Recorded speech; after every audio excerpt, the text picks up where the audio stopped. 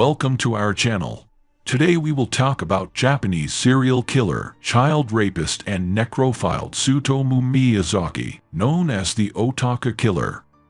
Please click subscribe button to see more content like this.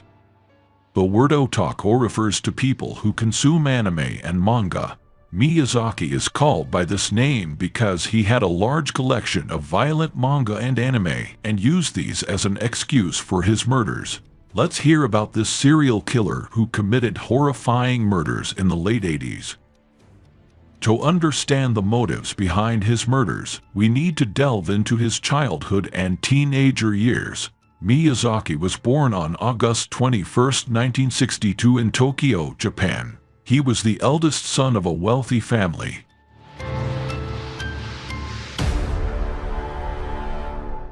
His father was the owner of a printing house. His grandfather and the elders were also authorized people who served in the municipal council at the time. Miyazaki was born prematurely. For this reason, he had some physical diseases. He was born with a problem in his finger joints. It was very difficult for him to move his hand. Because of his physical deformation and his shy nature, he was ostracized by those around him, especially by his classmates. Whenever he tried to communicate with other children, he was made fun of. This would be the beginning of Miyazaki's introversion and social transformation. Since his parents were busy, it was his grandfather who raised Miyazaki. He had a good bond with his grandfather. We can say that he was the only friend Miyazaki got along with, and even his only friend. Soon Miyazaki went to high school. If he was successful in studies, he would be eligible to enroll at the university of his dreams. He wanted to study English at the university and become an English teacher. Miyazaki was an introvert and devoted himself to his studies, becoming one of the most successful students at school. After a while, he started skipping classes.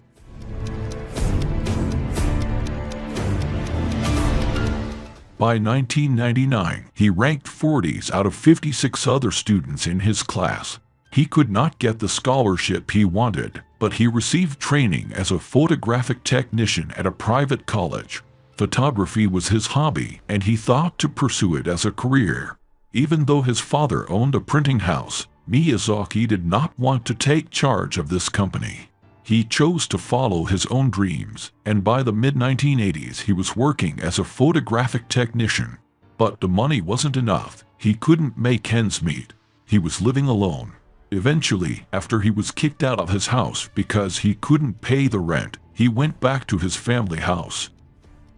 He shared the same room with his sister in the house. He could only get along with his grandfather. Other family members were like strangers to him. In May 1988, Miyazaki's grandfather, who was his only friend, passed away. Miyazaki, who was already unstable, fell into depression, and this accelerated his disdain of people around him. A few weeks after his grandfather's death, a strange thing happened. One of his sisters noticed that Miyazaki was watching her while she was in the shower. The sister who noticed this shouted at him and told him to leave. Angry Miyazaki attacked his sister. He also attacked his mother, who criticized him for his action. Miyazaki was unstable and had an asocial personality disorder.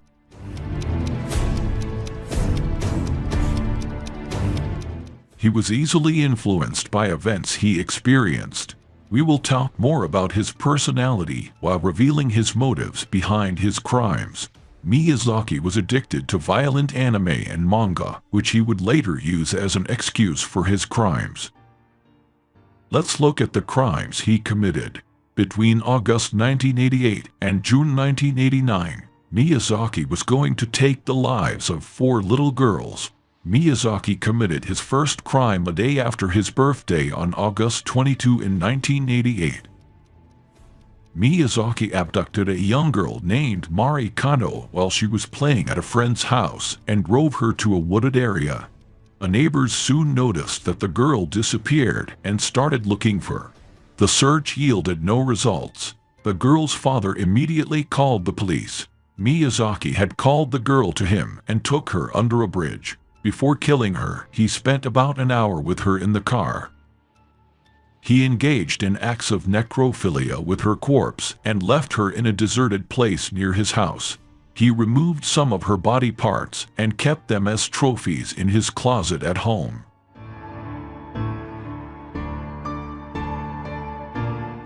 He burned her bones in a furnace and mailed her ashes as well as photographs of her teeth and clothes to her family along with a card that read, "Mari was burned. Here are her bones. Investigate and prove it."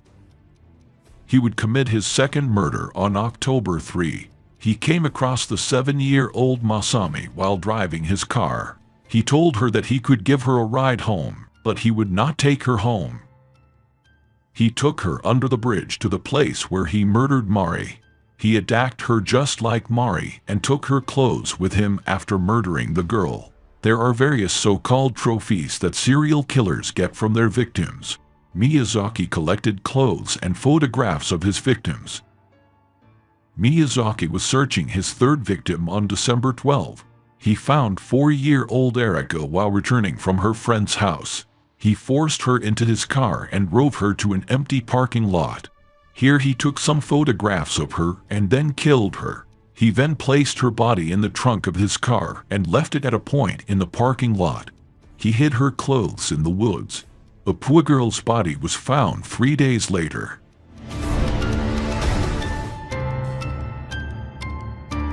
On December 20, Erika's family would receive a letter that contained the following words: Erika, cold, cough, throat, rest, and death. On June 16, 1989, Miyazaki took his last victim's life. He deceived a 5-year-old girl with the excuse of taking pictures of her, took her to his car, and killed her. He wrapped the body in sheets and took it to his home. He engaged in necrophiliacs on the dead body for 2 days and took photographs. His attacks were becoming more brutal and monstrous in nature. He then separated the girl's limbs and placed the body parts to the cemetery and on top of a hill. About 2 weeks after the attacks, the girl's body had not been found.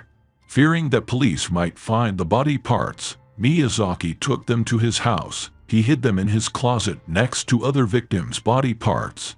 On July 23, 1989,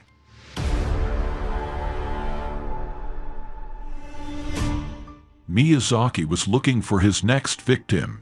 He noticed 2 sisters playing in the park and managed to separate them from each other.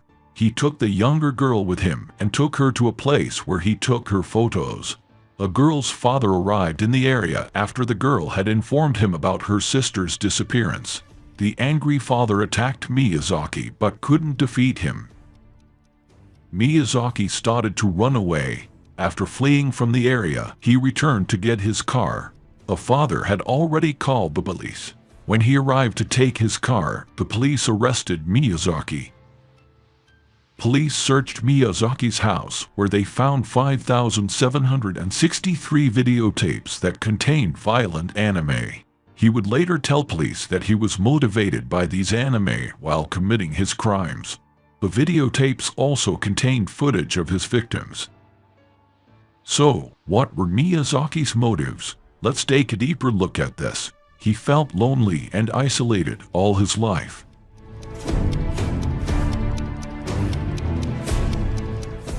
Although being born to a rich family, he didn't care about material wealth. He was disregarded by his parents, who were busy with other things.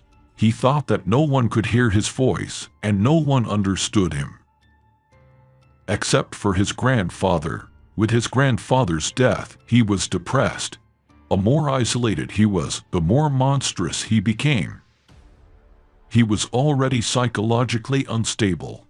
During interrogation, he stated that he had been affected by violent anime. A court proceeding into his case started in March 1990. One would think that his father hired a strong lawyer for him. But it was the opposite. Miyazaki's father disowned him and took his own life in 1994. During court proceedings, Miyazaki would give illogical and inconsistent statements. Miyazaki blamed the murders on an alter ego called Ratman, who coerced him into committing the murders.